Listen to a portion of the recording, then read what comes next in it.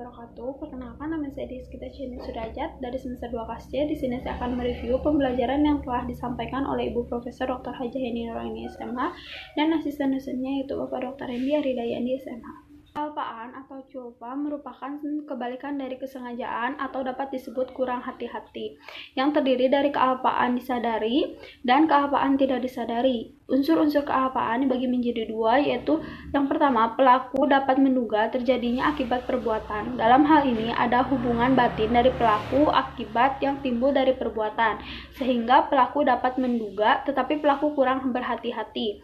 Yang kedua, pelaku kurang berhati-hati. Bentuk-bentuk kealpaan yaitu dibagi menjadi 4. Yang pertama, culpa lata, yaitu kealpaan berat. Yang kedua ada culpa levis, yaitu kealpaan ringan. Yang ketiga ada bewusste Cloud, yaitu kealpaan disadari pelaku dapat membayangkan atau memperkirakan kemungkinan timbulnya akibat dari perbuatan.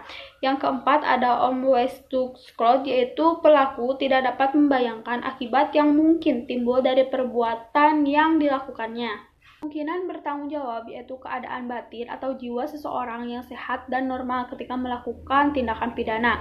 Cara menentukan kemampuan bertanggung jawab dibagi menjadi 3. Yang pertama, sistem deskriptif yaitu menyatakan. Yang kedua ada sistem normatif yaitu menilai. Yang ketiga ada sistem deskriptif normatif yaitu gabungan dari menyatakan dan menilai. KUHP Indonesia menganut sistem deskriptif normatif karena deskriptif artinya keadaan jiwa pelaku digambarkan oleh psikater, dan normatif artinya hakimlah yang memulai dan menyimpulkan perbuatan tersebut mampu atau tidak mampu yang didasarkan pada hasil pemeriksaan di pengadilan. Ketidakmampuan bertanggung jawab untuk sebagian, yaitu sesuatu keadaan tertentu dari pelaku yang disebabkan keadaan jiwa sehingga untuk sebagian dinyatakan tidak mampu bertanggung jawab. Pertama ada kleptomani, yaitu penyakit jiwa yang berupa dorongan yang kuat untuk mengambil barang atau benda milik orang lain, tetapi pelaku sendiri tidak menyadari bahwa perbuatannya terlarang atau melarang hukum. Yang kedua ada piromani, penyakit jiwa yang berupa kesukaan untuk melakukan pembakaran tanpa alasan. Ketiga ada klaustrofobia, penyakit jiwa yang berupa ketakutan untuk berada di ruangan yang sempit.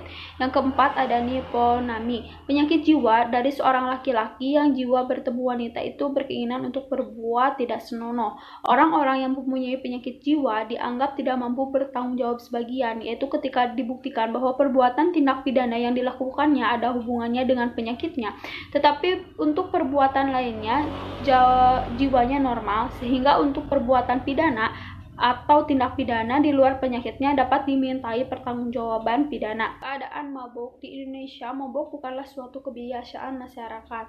Berbeda halnya dengan Amerika dan Eropa. Jadi untuk perbuatan mabuk harus ada alasan dan latar belakang yang jelas. Dalam hal pelaku melakukan mabuk secara sengaja supaya berani dan tidak malu dalam melakukan kejahatan adalah kesengajaan dan dapat dipertanggungjawabkan segala konsekuensinya dan akibat dari perbuatannya, jadi bukanlah alasan pemaaf atau penghapus pidana. Atas dasar itulah dilihat batas mampu tidak mampunya bertanggung jawab. Batasan mampu dan tidak mampunya didasarkan kepada 2 pendapat. Pendapat yang pertama, pelaku tetap dapat dipidana asalkan dapat dibuktikan bahwa pelaku mampu bertanggung jawab. Yang kedua, pelaku tidak dapat dipidana karena dianggap tidak mampu bertanggung jawab. Sekian dari saya, mohon maaf apabila ada kesalahan. Wassalamualaikum warahmatullahi wabarakatuh.